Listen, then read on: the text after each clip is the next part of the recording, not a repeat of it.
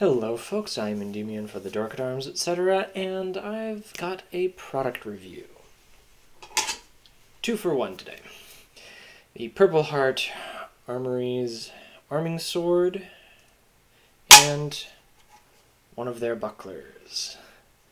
So I'm going to start with the arming sword. This is actually not the arming sword I purchased, but we'll get to that in a bit. This measures about 36 inches in length, I believe. Haven't actually measured it, so we're just going to do that real quick. There. So closer to 30. 30 inches or so on the blade, possibly even less.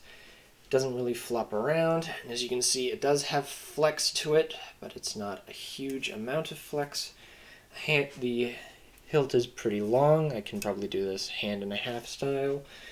The quillions of the crossguard are fairly short, and as you can see, they've got some bites in them. They're pretty soft compared to the, I don't know how much you can see that little bite here. But yeah, this is actually not the arming sword that I purchased. I traded this with somebody at my club because I wanted something that fit my body a bit better. On me, this sword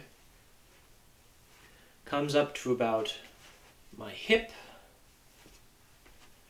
and the one that I had previously came up to about my waist. So it was about maybe 2 inches or so longer.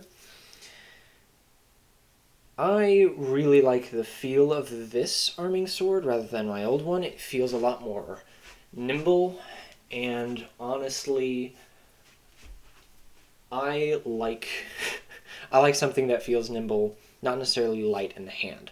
Both of these arming swords feel a little bit like clubs, and part of that probably comes down to the profile taper, starting out at about, how many centimeters? Just a hot second. Just a little under 4 centimeters. And the tip is about 1.5 centimeters. So that's a pretty good profile taper. On a distal taper, it's not very dramatic at all. It is a rolled tip for safety, though. So that's pretty good. I still want to put a tip on this, like a rubber tip, but I need to find one that fits. The actual total weight is pretty good. It's not terrible. But I want to select a sword generally that fits my body and fits my weight, fits my style.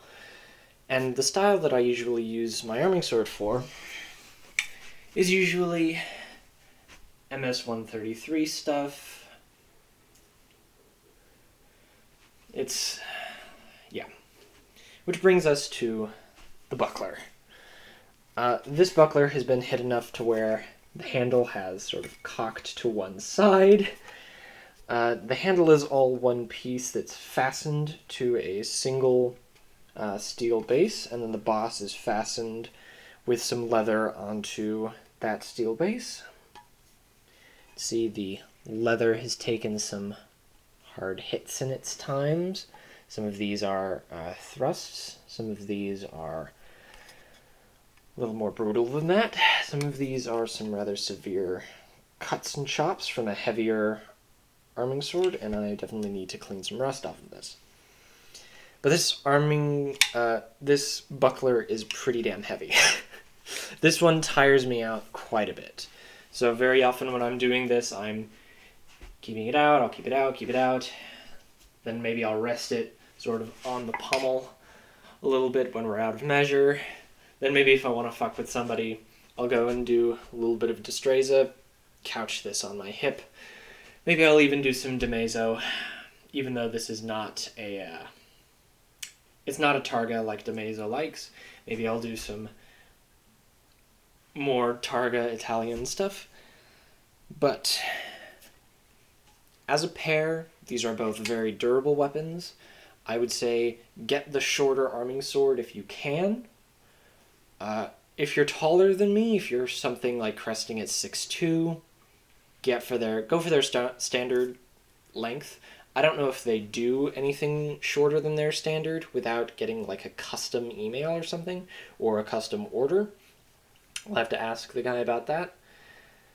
But I would say maybe go for a leather buckler or a steel boss with a a wooden body. That might be more historical when it comes to medieval bucklers, but this leather on steel, this is more Renaissance. There's actually a book that's coming in the mail that was published last year about medieval and Renaissance bucklers. I'll try to put a link in the description to that one for that book. But, I'm looking at my script for a second, got it right here. If I were to buy another arming sword, I might try out the Siggy Queen. I know that Siggy's got a reputation for being very light and flexible. I like my Siggy longsword, which I'll do a review on that pretty soon. But all in all, these are very durable. I can move them pretty well. I've had a few sparring sessions with this arming sword since trading. He got guy at my club who's about 6'3" or 6'2", got the longer one. I got his shorter one. We both like the trade. But yeah, it's a lot. It's a lot. If I had to buy another one, I might not go for Purpleheart unless I could get just this shorter one. Nevertheless, I'm pretty satisfied with my purchase, and I look forward to doing more arming sword with buckler. So, I am Endymion for the Dork-at-Arms, etc. Please like and subscribe if you would like. Leave a comment or critique in the comments below. Thank you.